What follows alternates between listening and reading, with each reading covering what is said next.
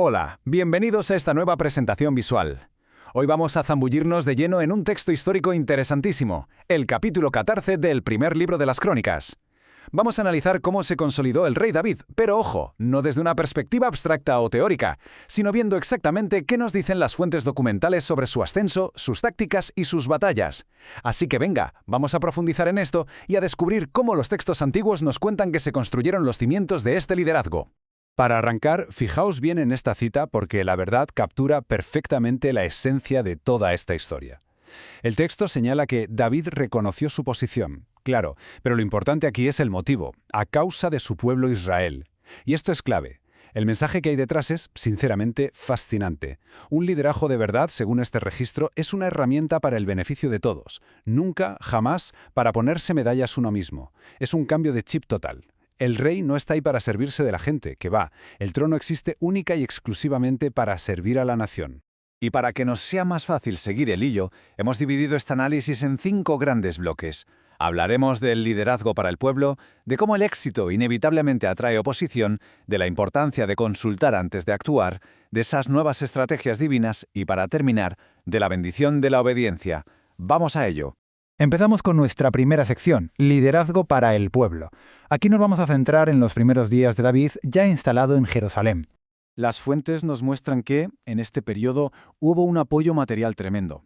El texto dice explícitamente que el rey Hiram de Tiro envió mensajeros, y no solo eso, sino que mandó madera de cedro, albañiles y carpinteros para construirle una casa a David. Y a ver, esto es fascinante si lo pensamos desde un punto de vista logístico e histórico. Estamos hablando de tratados comerciales en toda regla, de importar materiales carísimos como el cedro y de traer mano de obra superespecializada. Básicamente, es una demostración evidente de poder político y económico. Es el registro de cómo se construyó físicamente este reino. Pero claro, los textos antiguos no se andan con rodeos a la hora de mostrar la cara más humana y compleja de las cosas, y nos dejan un contraste que es súper revelador. Por un lado tenemos todo ese éxito internacional y la construcción del reino, pero por el otro, el texto documenta sin tapujos que David tomó más esposas en Jerusalén y tuvo un montón de hijos, algo que, bueno, más adelante iba a traer unas dinámicas familiares bastante complicadas. Así que el punto fuerte aquí es que esta fuente es brutalmente honesta. Te cuenta lo bueno y lo malo, las virtudes y los errores garrafales, dejándonos un relato histórico con muchísimos matices en vez de un simple cuento de hadas donde todo es perfecto. Pasamos al punto número 2. El éxito atrae oposición. Y es que con este panorama de estabilidad, la historia da un giro bastante brusco. Este pasaje nos describe una reacción absolutamente fulminante. Dice: cuando los filisteos oyeron que se había ungido a David, todos subieron en busca de él. Vamos, que no se lo pensaron 2 veces. Y esto es como un principio universal que podemos sacar de esta lectura. Siempre que hay un progreso importante, ya sea de liderazgo o de cohesión en un grupo, aparece una oposición inmediata y, por lo general, mucho más fuerte. Esa unificación de las tribus de Israel bajo un solo líder era una amenaza geopolítica gigantesca para los filisteos, y su respuesta fue no perder ni un solo segundo. Llegamos a la tercera etapa de nuestro análisis. Consultar antes de actuar. Ante este ataque inminente en el valle de Refaim, ocurre algo que merece la pena mirar con lupa. Cualquiera esperaría que David, con toda la experiencia militar que ya tenía, reuniera a sus tropas y saliera corriendo a la batalla, pero curiosamente hace una pausa, frena en seco, y le plantea estas 2 preguntas exactas a la divinidad. ¿Subo a luchar contra los filisteos? ¿Los entregarás en mis manos?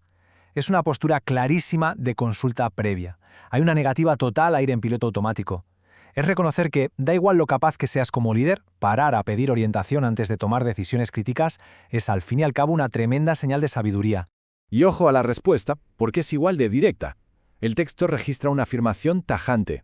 Sí, sube, y sin falta, los entregaré en tus manos. Esta respuesta no es solo un vía libre para ir a la batalla, sino que, tal y como nos lo cuenta el relato, deja súper claro quién va a ser el verdadero responsable de la victoria que se avecina.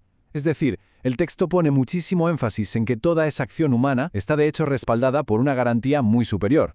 Bueno, pues el choque finalmente ocurre, y a ese lugar le ponen un nombre tremendamente descriptivo: Baal Perasim. ¿Qué significa? Pues literalmente señor de las brechas o señor de las irrupciones. De hecho, en el mismo texto se usa una metáfora chulísima. Dicen que el frente enemigo se rompió como una brecha que abren las aguas. Imaginemos por un momento la fuerza brutal, incontrolable, de un río desbordado destrozando un dique de contención. Pues exactamente así es como se describe la victoria. No fue un mérito de las espadas de los soldados, sino una fuerza arrolladora que el texto atribuye 100% a una intervención divina.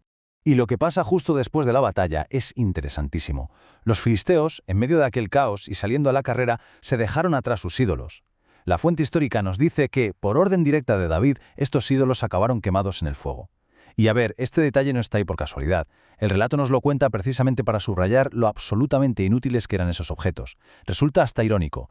Unos supuestos dioses que no fueron capaces ni de salvarse a sí mismos de la hoguera, pues muchísimo menos iban a poder proteger a un ejército entero. Pasamos a la sección 4. Nuevas estrategias divinas.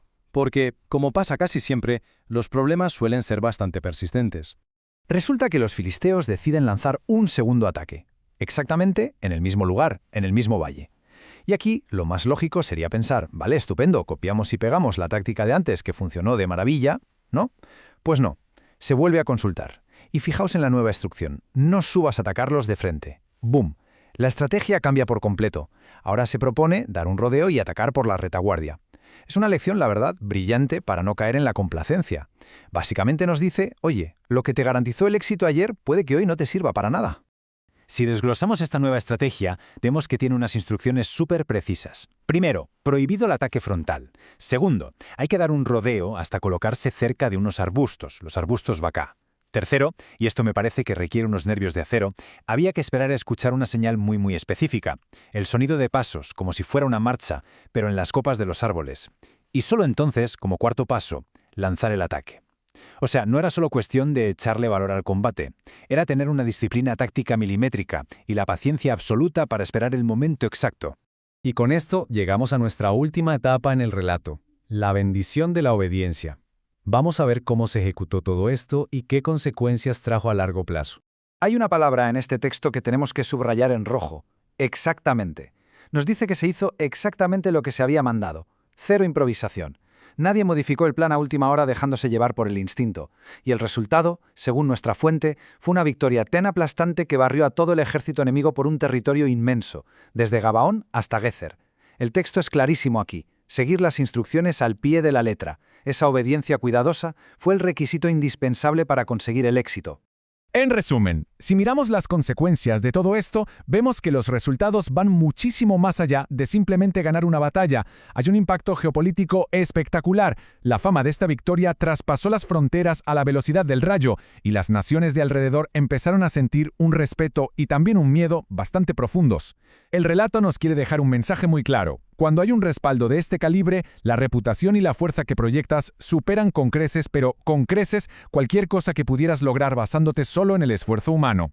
Para cerrar este análisis visual del capítulo 14 de Crónicas, creo que nos queda una reflexión inevitable sobre qué es realmente la estrategia y el éxito. Hemos visto clarísimo que tener experiencia no significa tener la respuesta automática para los problemas de hoy. Así que queremos dejar esta pregunta en el aire para que todos la pensemos. ¿Cómo podemos aplicar a nuestros propios retos de hoy en día este principio de buscar siempre una nueva orientación? ¿Cómo evitamos caer en la trampa de acomodarnos pensando en las victorias que logramos ayer? Es una idea bastante provocadora sobre lo importante que es adaptarnos continuamente, y seguro que da para darle muchas vueltas. Ojalá que todo este recorrido haya sido muy enriquecedor. Nos vemos en la próxima.